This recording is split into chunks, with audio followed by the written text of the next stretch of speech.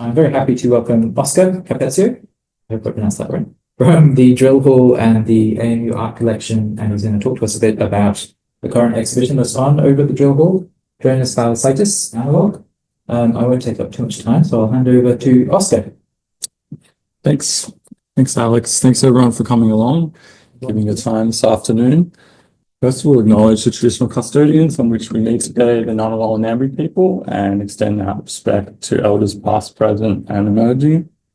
I'm going to run through a reduced version of my catalogue text, along with a quite extensive slideshow, and hopefully there should be enough time at the end for a bit of chit chat and some questions. So, get going. When a young Jonas Balsaitis attended Collingwood Technical School in the early 1960s, he was introduced to new mathematics. This was a recently revised curriculum that focused on applying mathematical knowledge to real-world situations. He was particularly drawn to the disciplines of measurement and geometry, as these provided an organizing framework for how the world appeared. During those formative years, Balsaitis and his generation witnessed the emergence of a particular kind of operational image, stemming from the industrial and technological advances of the space race and beginning to circulate widely in popular media. He was particularly captivated by the visual world revealed through scientific instruments and new forms of vision made possible by advanced technologies in photomechanical reproduction, computer imaging, and digital telecommunications, particularly radio, telecommunications, and satellites. His interest as an image maker therefore began with images that conveyed knowledge about the structure of the world, images produced for the military and for science. Balsaitis' initial aesthetic experiments with operational images emulated a broader shift in visual culture at the time. The transition from images concerned with representation to images engaged with operations and action.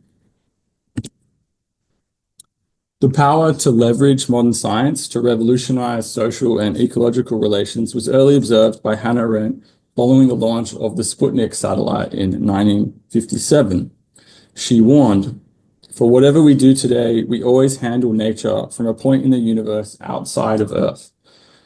Without actually standing where Archimedes wished to stand, still bound to the Earth through the human condition, we have found a way to act on the Earth and within terrestrial nature as though we dispose of it from the outside, from the Archimedean point." The perspective afforded by satellite imagery technology ushered in a new Earth-space paradigm. This technology became a powerful tool during the space race, where position and orientation were seen as a more powerful weapon than any ultimate weapon. In 1972, the launch of the Landsat program, which was designed to gather satellite imagery of the Earth, marked the beginning of a new era of vision. This program effectively consolidated humanity's dependence on satellite infrastructure, eventually encircling the planet with commercial and military constellations of vision machines. Recognizing that humans rely on satellites to better understand our planet through gathering data, computers to process and model this data, and interfaces to connect human sense to the resulting images, Balsaitis understood that this information imaging system also required human translation to make the data meaningful and to grasp its practical relevance. There was always the hand in the machine, as John would say, highlighting the potential to harness tools associated with destruction and concealment for creativity instead. The convergence of these advanced technologies and the abstractions of a techno-scientific worldview created the conditions for Balsaitis' exploration of how we perceive and organize the world through images. Over the decades since 1968, the arc of his practice significantly mirrors the reconfiguration of perceived reality under the pressures of an increasingly technologized society.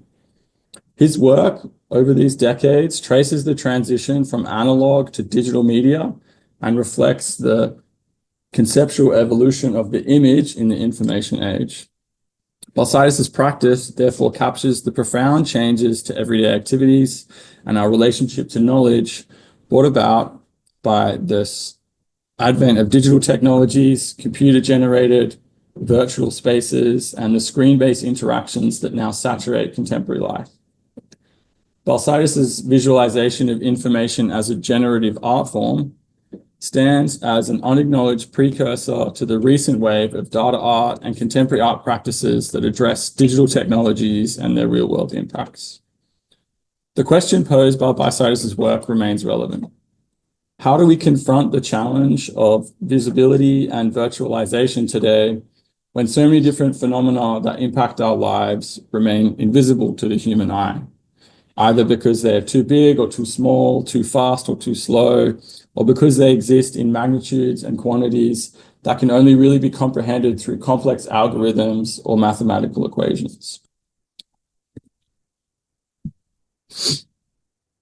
In 1968, Balsaitis had become a student at the Progressive Technical College in Paran, housed in a brand new building and boasting a staff of well-regarded Australian artists such as Lenton Parr, Alan Leach-Jones, Peter Booth, and Leslie Dumbrell.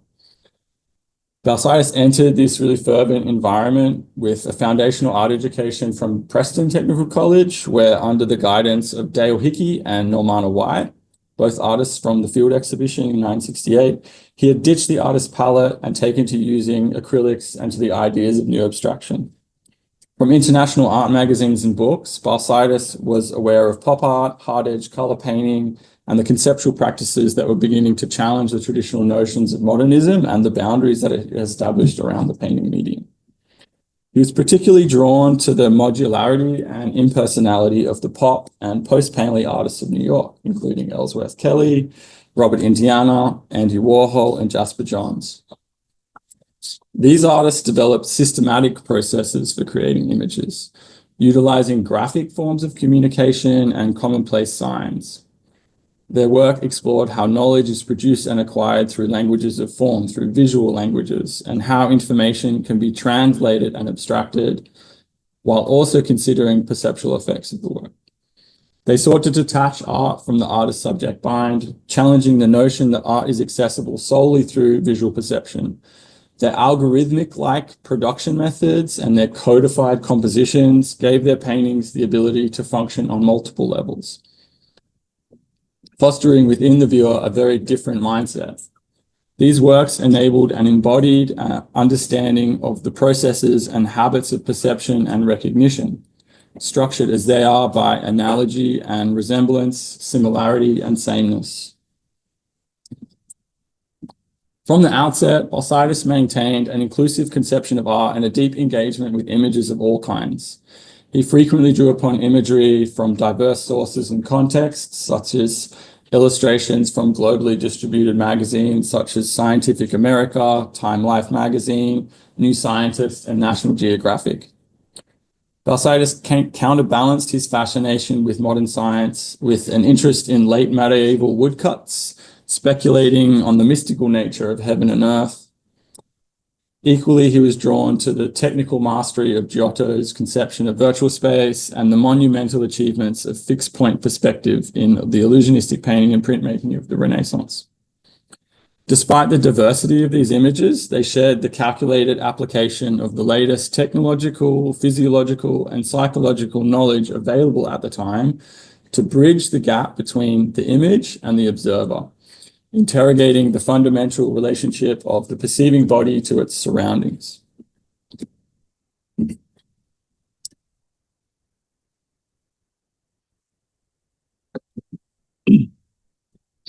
Balsaitis recognized that art could encompass information and ideas as well as direct experience. He was uninterested in purely conceptual or formal exercises. His approach to abstraction began with reality. While at Paran Technical College, Peter Booth, his teacher at the time, emphasized to Balsaitis that abstraction was no longer grounded in any formalist purity. It was necessary for a painting to be based on something outside of itself, such as a structure in the natural world, an economic system, or a process of chance. Anything other than the artist's own expressive or inventive will. Amongst Melbourne's avant-garde, there was a shared belief that the concept of art's autonomy had run its course, and there was a direct imperative at the time to relationality and an urgency to address what actually constituted reality. During the final years of the 1960s, Booth himself was experimenting with children's building blocks to construct paintings, which he would then paint using industrial paint colors off the shelf. Dale Hickey was making paintings of simplified forms taken from tiles, weatherboards, bricks of suburban houses. And Robert Rooney was using knitting diagrams and cake packet cutouts to create hard edge paintings. It was in this context that Bruce Pollard opened the gallery Pinacotheca in 1967, first in St Kilda, and then he would move to Richmond. It really became a hub for Melbourne's young, serious, and technically accomplished artists, many of whom carried a youthful defiance and an anti-establishment sentiment. To Pollard, works by these artists exemplified, and I quote, a realistic response to life. They dealt with boredom and frustration and refused to allow the viewer to escape into a romantic or heroic world. Encouraging these ideas in 1967, Booth and Leslie Dumbrell set a project for their students to find or buy something to use as the basis for a painting. Balsaitis went to the hardware store and purchased a sink drain, like a metal drain, which itself is a filter, and a liter of lamppost red paint, which is just used to paint lampposts. These became the foundation for one of his earliest abstract paintings, Sink Drain on Lamppost Red, an optically aberrant composition of striking red-green opposites that drew on the mundane origins of its source materials. Next, Balsaitis identified an octagonal lead curtain weight, so it's just a small shape that he found in the hardware store, that he identified that he could use as a modular element to trace about repeated sequences of geometric pattern onto graph paper. That was his main mode of composing paintings at the time. So the geometric transformations, which are inherent in the series of drawings, was foundational for his early perceptual abstractions and pointed a direction towards animation, which we'll see.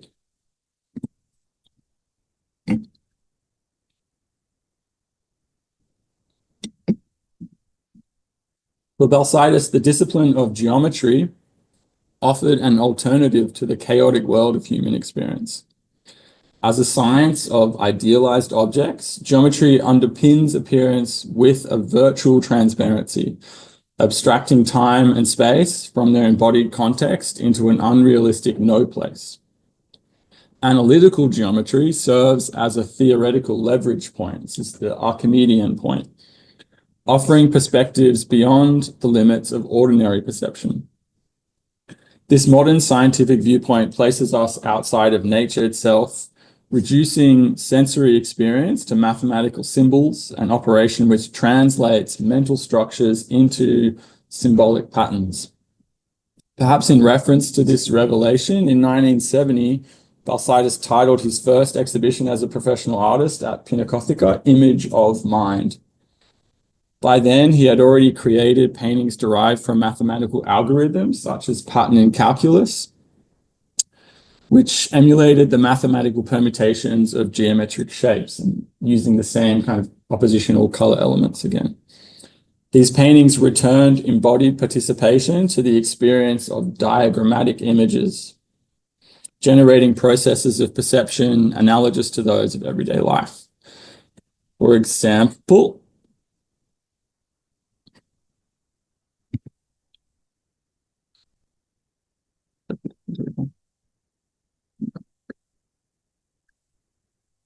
Untitled 1968 on the right. Can't quite see what's going on there on that screen, but it incorporates a near invisible code embedded on its surface. It has a full permutation of an octagon's lines moving within and then through itself. And the sequence is rendered periodically around the octagonal canvas. And in order to discern this kind of code embedded on the surface, we must shift our body in relation to the source of the light to kind of catch it, because it's a very similar tone of red. Only then can we perceive and follow the sequence, circling it around like the hands of a clock. In the act of looking, the viewer is provoked to deduce from data and put together a mental image, as Balsaitis described it. Detailing these geometric transformations, these paintings act as symbolic diagrams that illustrate a process of converting one shape or arrangement of shapes into another geometric form. In the study of analytical geometry and calculus, this process has numerous applications and directions. However, what mattered to Balsaitis was the realization that such a procedure could cycle through a series of permutations and eventually return to its origin form. So there's this kind of wholeness that's inherent in the logic that resonated with the structure of the painting for John, enabling the creation of an image that is self-contained with its logic embedded within its very structure. In this way, Balsaitis' early paintings foreground the image as a fundamental mediator between the internal and the external, or the human and the machine time, generating within themselves emergent phenomena that initiate both logical processes within us, but also embodied movement at the same time. And these are the same processes that the periodic transformations in the geometric shapes emulate as well.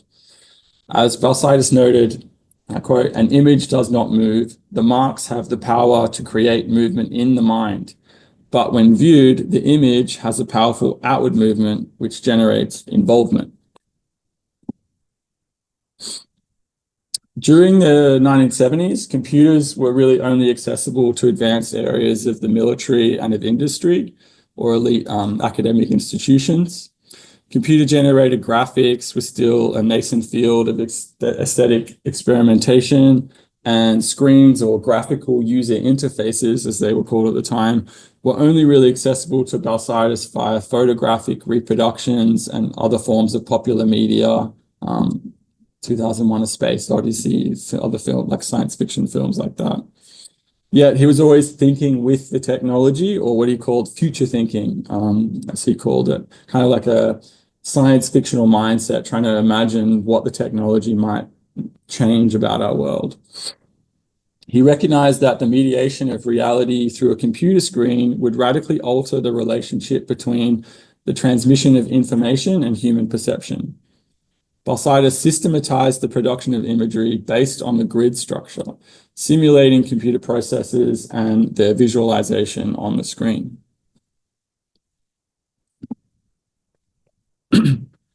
His Image of Mind exhibition in 1970 featured 9 paintings of regular square dimensions, intensely patterned to generate optical effects, with various geometric transformations interwoven within a multi-layered grid.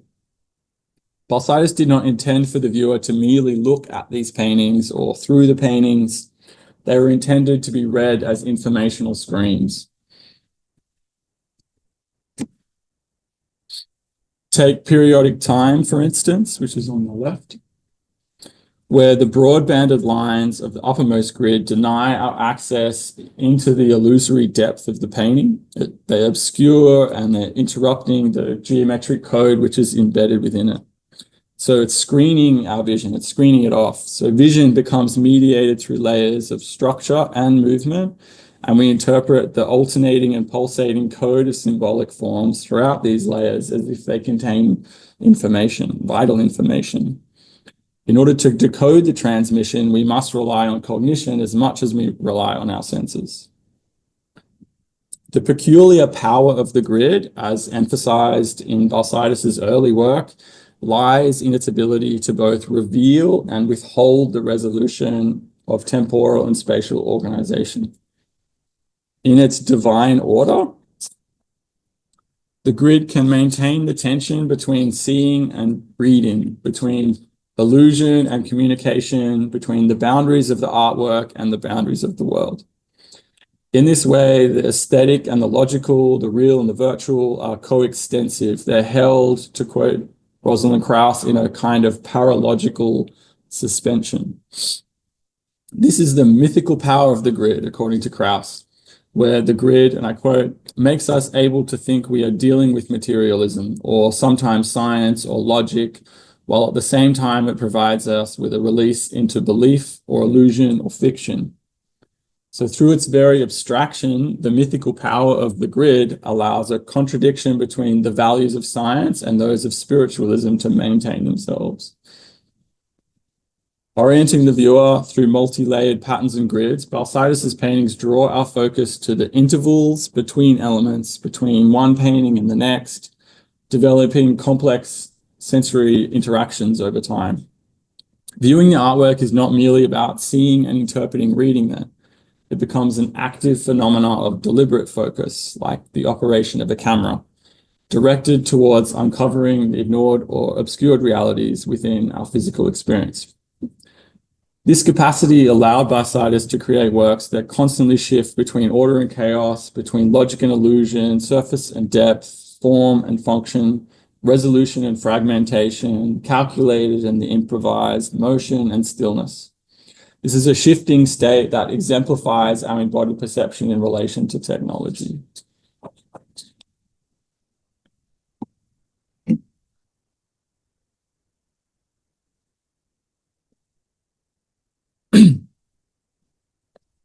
So early on, Balsaitis devised a method of composing images on graph paper that was systematic and procedural, yet it was also incredibly open to incorporating new techniques and new technologies as they came up.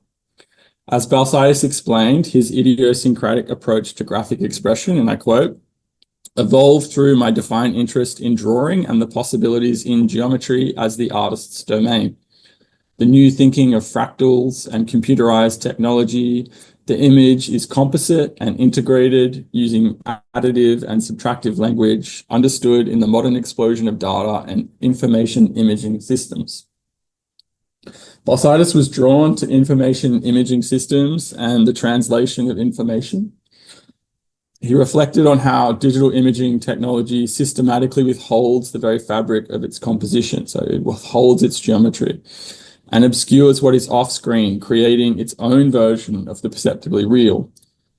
This alienation, he believed, negates humanistic physical engagement or involvement due to its virtual nature.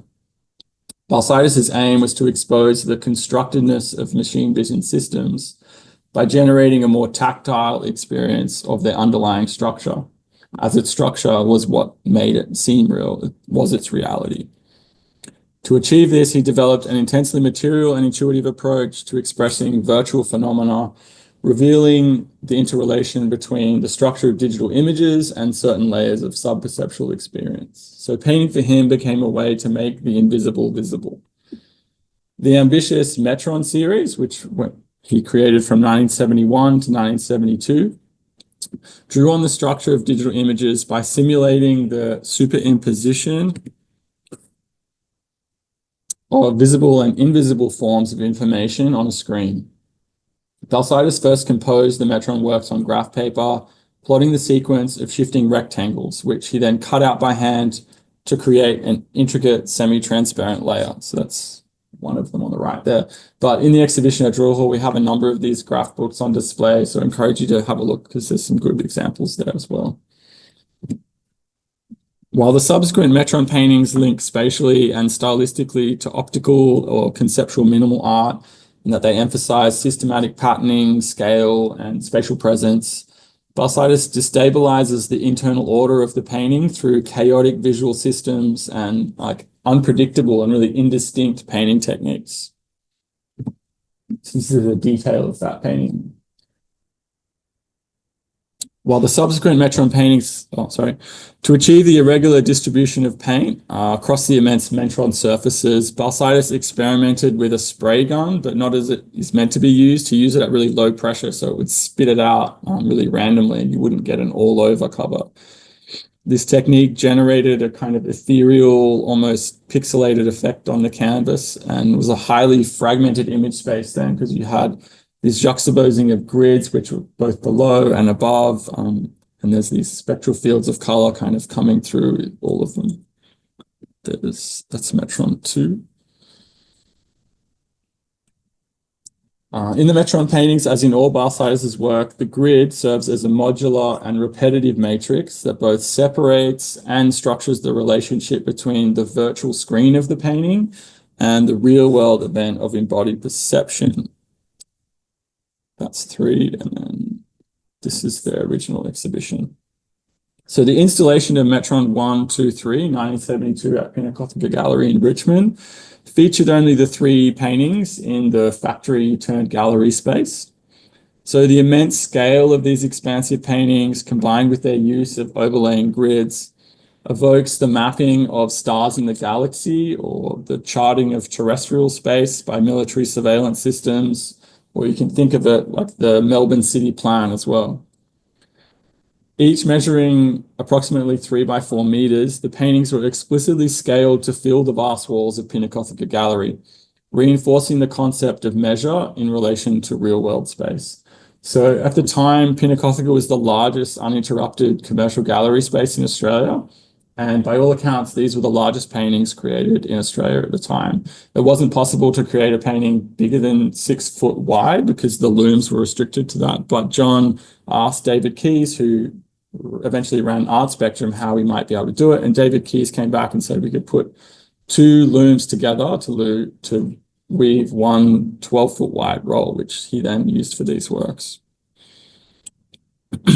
So the word metron translates from the Greek meaning measure, so to quantify the world, but also meter, which is a rhythmic pattern or a poetic structure.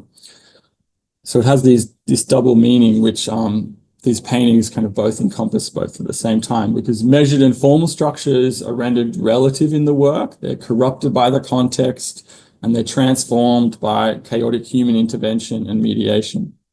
So Balsaitis ultimately draws the tension between the visible and the invisible to a virtual conclusion. It's another exhibition shot there. So you can see how they almost feel like he scaled them to fill those dividing walls exactly.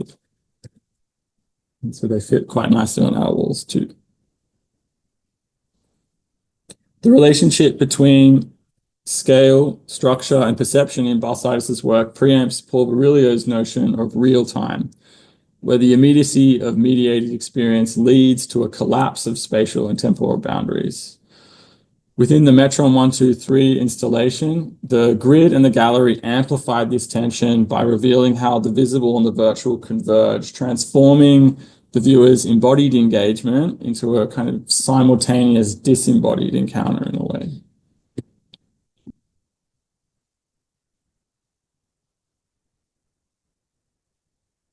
Between 1972 and 1977, Balsaitis shifted away from painting to focus on the tools of film animation, drawing, photographing, editing, filtering, coloring, remediating, and sequencing. Importantly, this was not a withdrawal, but a deliberate creative expansion influenced by the experimental ethos of the countercultural movements at the time.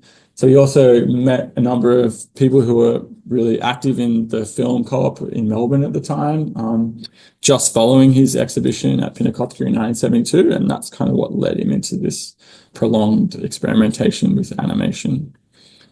The tools at his disposal allowed him to further transcend representation, functioning as a means of crafting alternate dimensions, which embed embodied perception into the intervals between sensation and movement, between one frame and the next. In this context, Balsaitis saw painting's future as a form of motion. By animating his drawings through the sequential medium of film, he embraced technology not to replicate the world, but to expand painting's possibilities, engaging viewers in the dynamic flux of perception and movement in real time. Having produced 2 experimental films, Processed in 1975 and Space-Time Structures, from which this frame comes from in 1977, Balsaitis realized that movement is contingent on the limits of the screen, on the boundary between the image space and the real space.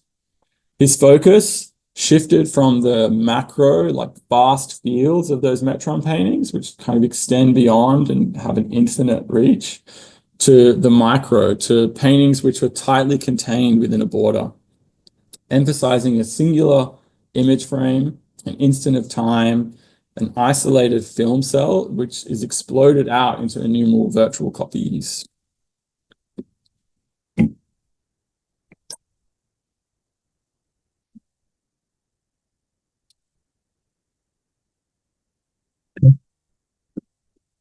After what Balsaitis described as too long sitting at a screen, he was eager to return to painting to work with the simpler technologies of paper and canvas. His foray into the excruciatingly time-consuming process of experimental film had expanded his technical repertoire and deepened his understanding of how different media translate information. He became focused on the transformative processes of human interaction and mechanical production, exploring the effects of resolution and distortion attainable by mediating images through apparatuses of abstraction. In this period of renewed experimentation, he considered how painting could reveal our entanglements with technology, while also losing none of the unique, tactile, idiosyncratic qualities of the painting medium. So this tension between kind of an analytical investigation and intuition with the paint remained central to his practice after 1977. So painting became, again, a process of discovery for Balsaitis. The return to an embodied and expressive practice offered a more immediate and a less technically demanding method capable of embracing incidences of chance and the unpredictable kind of self-activity of this liquid medium. He experimented with throwing buckets of water at half-dried layers of paint. So this work here has a really loosely rendered grid, which you can tell it's been washed away and only this kind of trace remains around it. And then he would kind of reinscribe these marks using oppositional colors or alternative methods of application. So where there was something that was fast, he would go slow, and then there was loose, rigid. He would combat something which is transparent with something that's opaque or matte and metallic. So he had this real active surface. By continually reminding himself to loosen up and to shift away from the center, he pushed the boundaries of his images to their limit.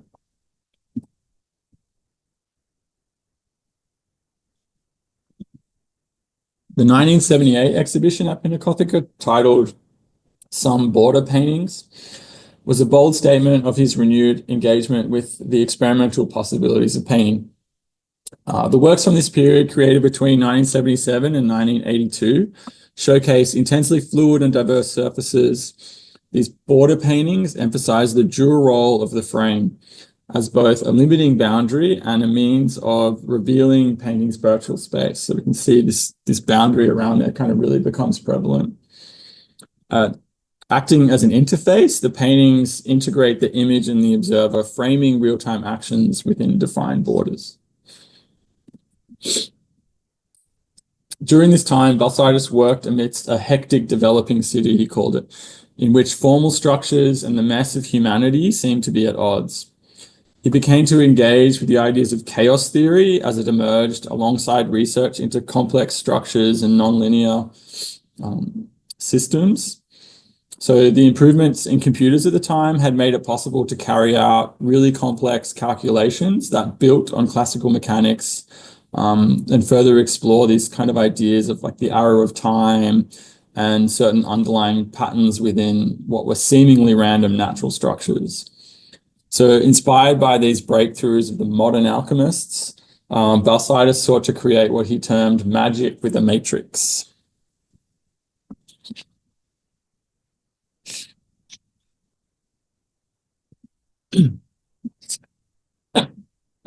So new techniques in digital imaging and printing in the early 1980s enabled Balsaitis to more quickly reproduce images, to blow up his drawings, and remediate past works. Incorporating newly accessible technologies, he developed highly intricate processes of recreation. In 1981, Balsaitis' first creative engagement with new computer technology initiated an important digital feedback loop within his information imaging system. So it's the first time that he could really engage with anything that was actually digital to reproduce and to filter images. So the moment of digital disruption occurred when he created his prototype image, from which much of his subsequent work would retain a chain of connection to.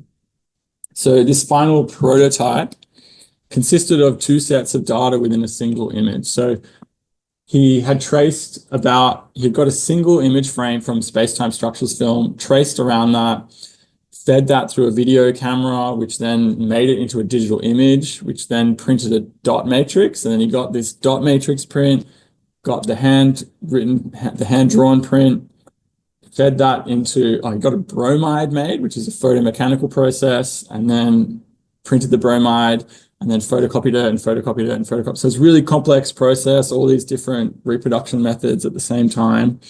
And this kind of really complex path of transmission that he undertook to create the prototype provided a foundation from which he would produce a seemingly endless number of versions, incrementally changing across a range of mediums, each achieving a varying level of resolution or dissolution.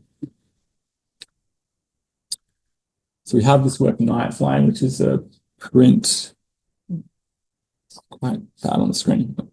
His technique was refined later that year in 1981 when he was invited to take up an artist residency at Riverina College of the Arts in Wagga Wagga.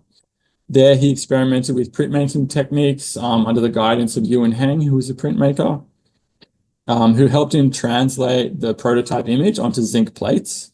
So the highly technical and procedural nature, again, of printmaking allowed Balsaitis to minimize his manual involvement at certain stages, focusing instead on selecting and utilizing available technology to generate the image he had in mind. This experience not only informed his subsequent experimentation with print, but also fundamentally reshaped his understanding of the artist's role in the creative process, ultimately influencing the trajectory of his painting practice for the next 2 decades. So from the early 1980s and into the 1990s, Balsaitis employed both analog and digital methods equally, creating an extended cycle of prints. So he was printmaking for a number of years from about 1981 to 1985, working with John Lone, also in Melbourne at the print studio there. And these kind of hybrid images sought to corrode his prototypes, or his known images as he called them, while undermining the process of image making itself. So the resulting works, such as this print, exist in a double state. They're both material objects, but also informational entities. They're abstract and they're functional images. By intentionally employing diverse, even counterproductive photographic and computer manipulations across various media, he blurred the distinction between the artwork and the apparatus, between the human and the machine, and in the process, one becomes a metaphor for the other. Attention shifts from the image's content to its production, to how it is circulated as a technological system in and of itself.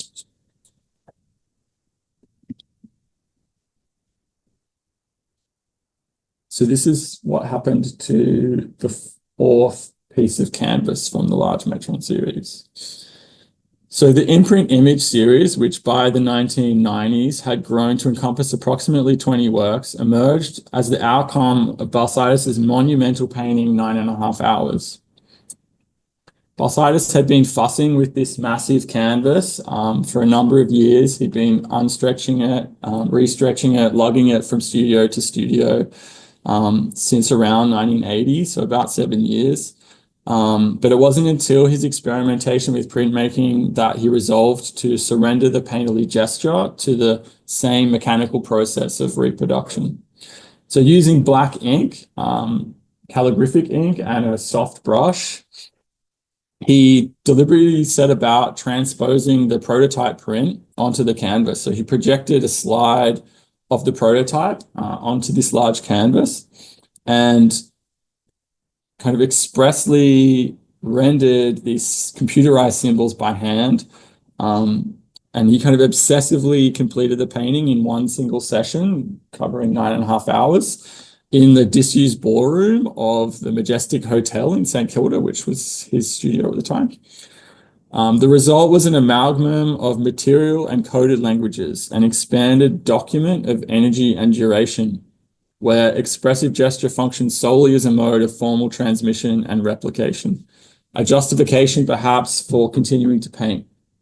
By subjecting painting to the mechanism of mechanical reproduction, 9.5 Hours and the serialized paintings which follow interrogate notions of originality and a copy in relation to machine vision.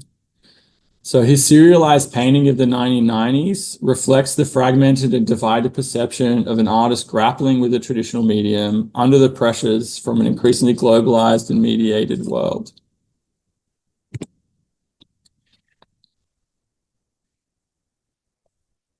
Balsaitis' willingness to surrender painting to the process of mechanical reproduction reflects his understanding of painting as an instrument of communication, operating in a network of other compatible media. Balsaitis maintained that painting is not constrained by its material or technical boundaries and has always held a dynamic relationship with technologies of reproduction.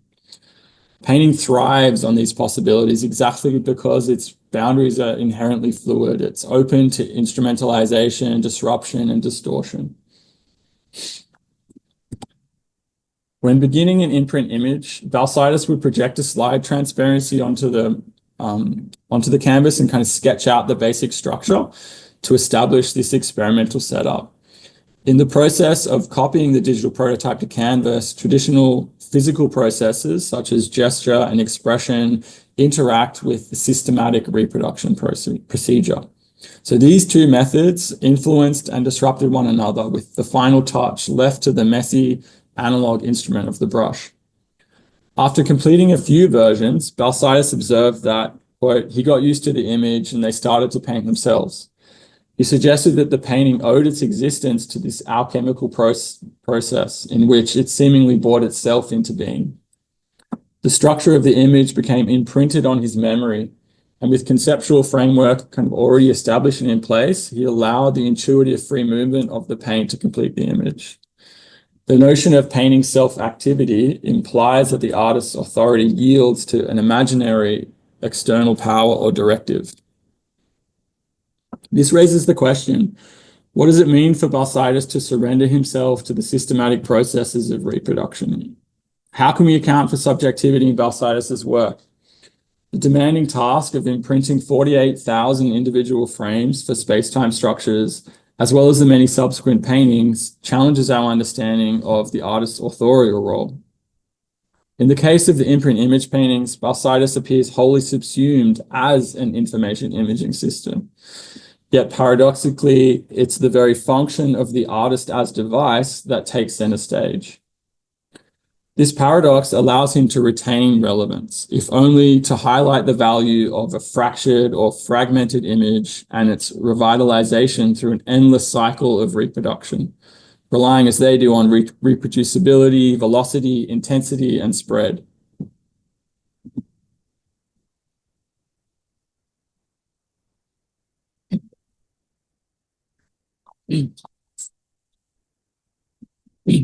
Balsaitis positions these paintings within a broader economy of information and knowledge.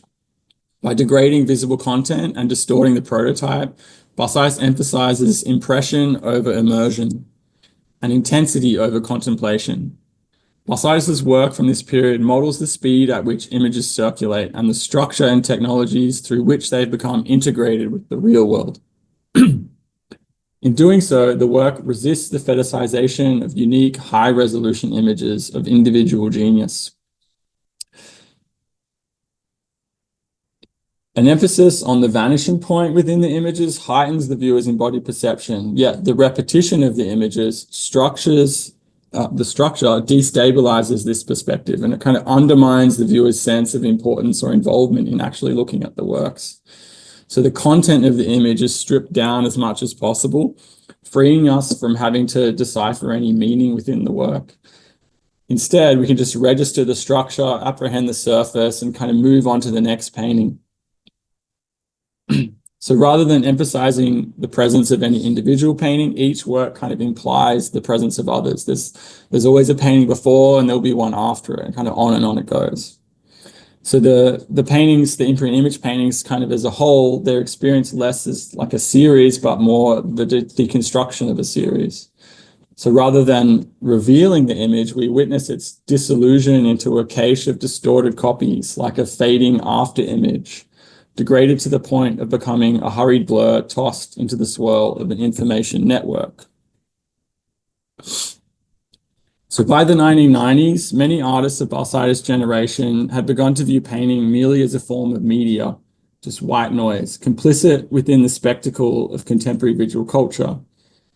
Painting had been downgraded to the point of being kitsch, reusable, commodifiable. Creative production was increasingly directed towards generating and circulating content, which for Balsaitis had become synonymous with advertising and political rhetoric. In defiance, Balsaitis made the decision around 1999 to completely drop the imagery from his paintings, effectively cutting off a transmission which had been crucial for fueling his creative development over the decades. He sought to strip the painting of all of preconceived structures, predetermined effects, and focusing on what he called no content painting. These later paintings were inherently about not doing something. Their stark individuality and purposeful inscrutability served as a protest against the contemporary cultural obsession with virtuality, visual immersion, and endless reproduction, resisting the standardization and derealization brought about by new technologies and the non-stop transmission of information through the internet. By the late 1990s, the optimistic promise of the technological progress which Balsaitis had witnessed over his lifetime had come to reveal a much darker reality. Advances in technology brought about social regression, rampant consumerism, total media saturation, and the centralization of power. Social connections disintegrated into virtual networks, and attention became a commodified resource to be accumulated, quantified, and sold. Balsaitis found himself grappling with an ambivalence towards new technologies. So computers had become a mass-produced product. Their function was less to do with analysis, discovery, and innovation, and more to do with connecting users to a new world of instantaneous infotainment and commerce. Digital reproduction had enabled computers to work creatively with both analog and digital media. However, these kind of advances in software had come to restrict what could be done with technology by imposing these kind of pre-programmed possibilities. So the task of the user was merely to simply manipulate predetermined outcomes within these defined algorithmic parameters, leaving little room for the chance or the intuitive process of actualizing an image through a responsive fluid media. So the way Balsaitis saw it, he would rather be painting.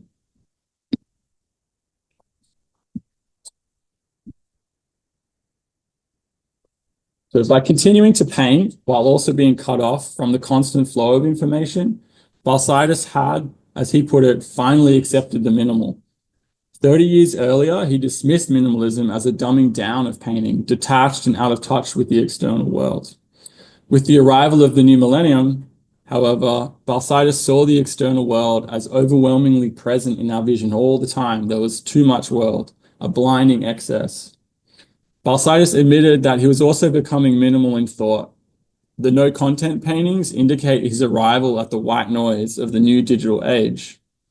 Take Comet from 2000, for instance, where a rectangular stack of white horizontal linear bands hovers over this pure green base beneath. That's seemingly like illuminated from within. The glowing rectangle is framed within the canvas by these same broad banded lines, which kind of shimmer in real with this kind of white metallic light. The green shade underneath, it's hard to determine here, but it approximates the true green of the RGB color model, which is a device-dependent model which is developed for kind of digital image systems. Paradoxically, Comet displays an empty screen, an overtly framed yet clearly vacant image space. Similarly, yellow and white frames a white emptiness within cartoonish-looking yellow curtains. It's a theatrical stage set captured in the moments before the artist's final curtain call. The empty visual noise framed by Balsaitis' no-content paintings is a powerful reflection on the spatial and social effects of a data-hungry, information-saturated, and self-obsessed techno-planet. Low-bake silver shimmers in a monotone gray static, reminiscent of the pixelated noise produced by the planet's electromagnetic energy being transmitted onto a screen. This cosmic static typically signals no transmission on a television. As one of Balsaitis' last paintings, its symbolic significance as a sign-off should not be understated. The signal of transmission has been cut. The end.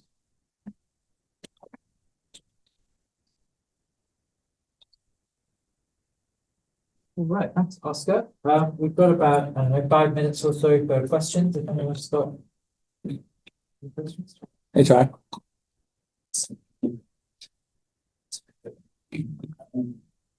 Maybe if you'd like to just scroll back to one of the graph paper works and speak about Balsaitis' understanding of the magical. There's a fantastic note on one of the graph paper works where it says that in ancient times art was an extension of magical practices or something like this. And there's a note up the top right which says magic in the matrix. We get, We're quite close. yeah, it's just big.